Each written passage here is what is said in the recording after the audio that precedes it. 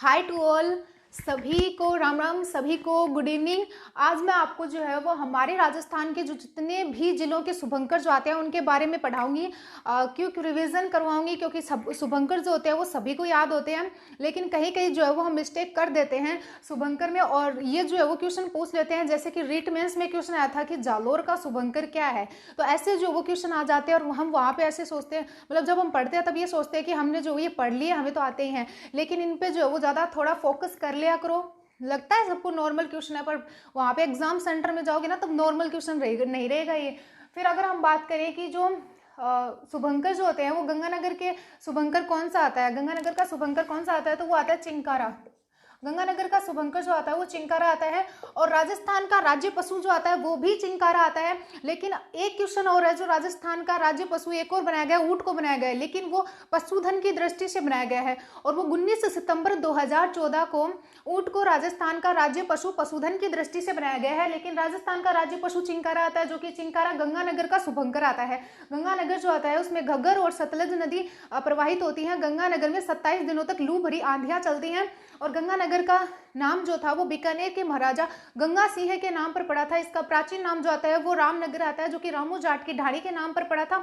और गंगानगर जो आता है वो हमारे पाकिस्तान के साथ में सीमा लगाता है, ये भी पता है आपको। और गंगानगर और बीकानेर को विभाजित करके जो है वो अनूपगढ़ डिस्ट्रिक्ट जो है वो अब बनाया गया है वर्तमान में, जो हम आपको पढ़ाएंगे। नेक्स्ट आता है बीकानेर। तो बीकानेर का शुभंकर क्या आता है, तो बीकानेर का शुभंकर आता है भट्ट तित्तर।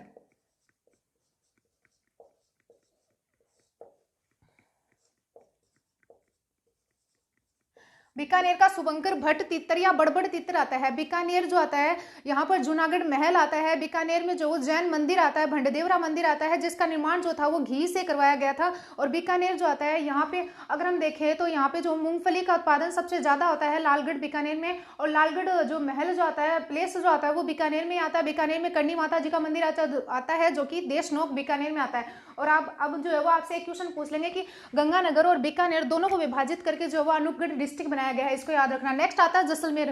तो जैसलमेर जो आता है इसका जो शुभंकर जो आता है वो गोडवान आता है, गोडवान, ठीक है। और अब आप पूछोगे मैम इनको याद कैसे करें, तो सबसे पहले देख लो गंगानगर ऊपर ही ऊपर आता है, तो राजस्थान का राज्य पशु जो है वो ऊपर, यानी कि गंगानगर सबसे फर्स्ट यानी कि चिंकारा आएगा। बीकानेर जो होता है यहाँ पर जो रेत के धोरे बहुत ज्यादा होते हैं, यहाँ पर ऊंट महोत्सव का आयोजन किया जाता है। तो भट्ट तित्र यानी कि जो मिट्टी के, या भट्ट तित्र गजनेर, गजनेर जो होता है वो बीकानेर में आता है। तो भट्ट तित्र बड़बड़ तित्र जो होते हैं वो बीकानेर का शुभंकर आ जाएगा।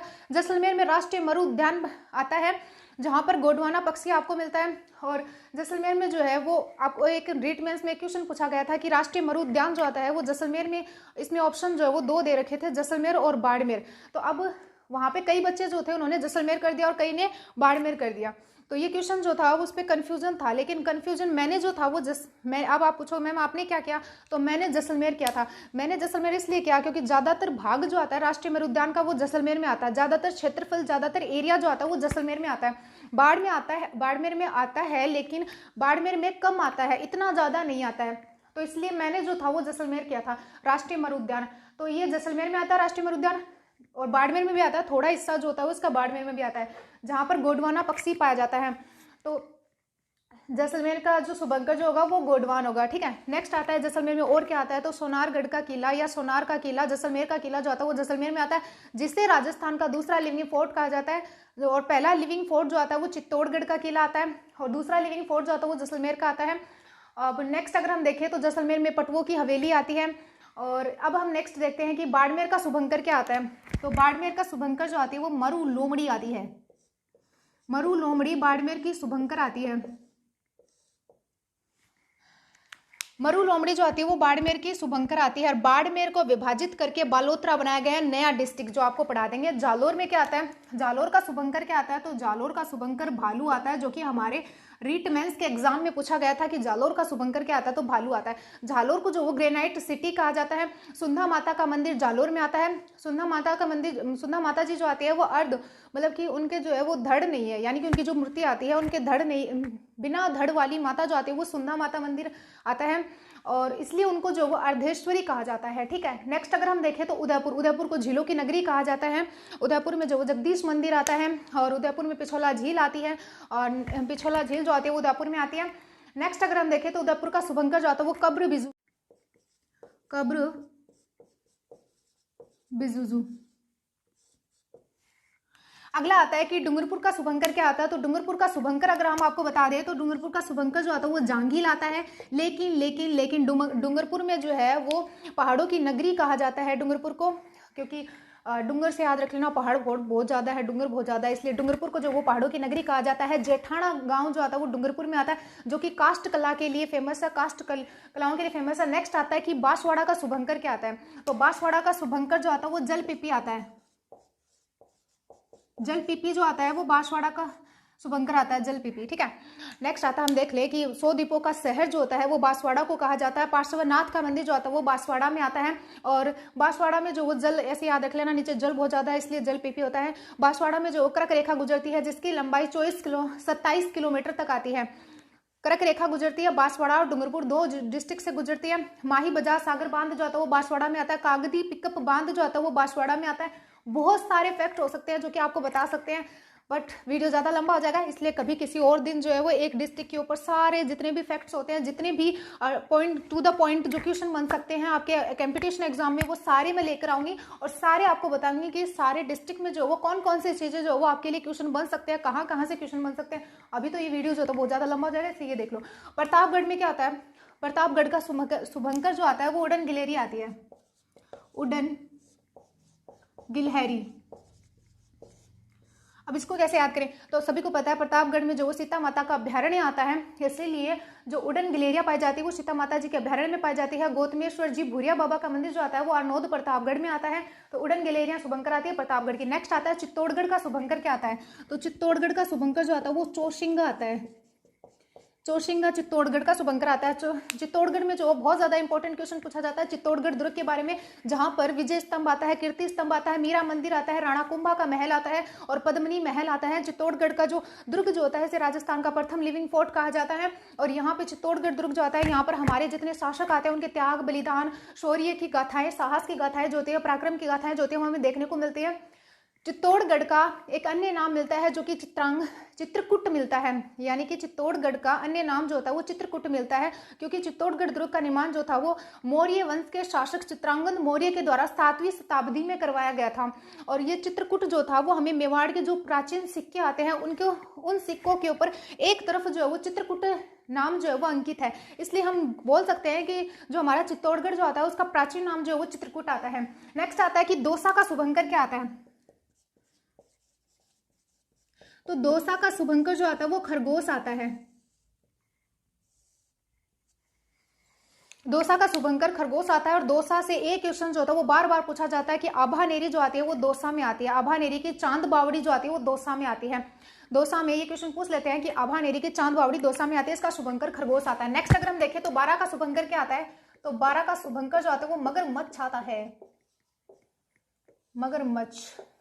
12 का शुभंकर मगरमच्छ आता है। नेक्स्ट आता है सवाईमाधोपुर का शुभंकर क्या आता है। तो बाघ आता है। अब बाघ सवाईमाधोपुर में आपको पता है कि रणथंभौर, सवाईमाधोपुर में जो है वो रणथंभौर नेशनल पार्क आता है, तो वो वहां पे जो वो बहुत ज्यादा बाघों की शरणस्थली कहलाता है। तो बाघ जो है वो सवाईमाधोपुर में, ऐसे याद रख लेना। करौली का शुभंकर क्या आता है।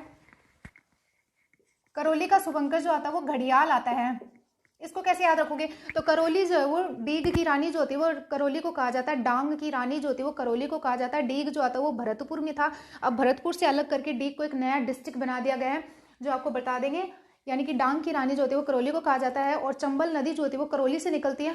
तो यहाँ पे जो आपको सभी को पता है कि चंबल नदी में जो वो घड़ियाल बहुत ज्यादा पाए जाते हैं, ज्यादा मात्रा में पाए जाते हैं। तो करौली का शुभंकर क्या हो गया, घड़ियाल। अब धौलपुर का शुभंकर क्या आता है। तो पचीरा, धौलपुर का शुभंकर आता है पचीरा। नेक्स्ट आता है भरतपुर जो आता है, यहाँ पर केवलादेव अभ्यारण्य आता है।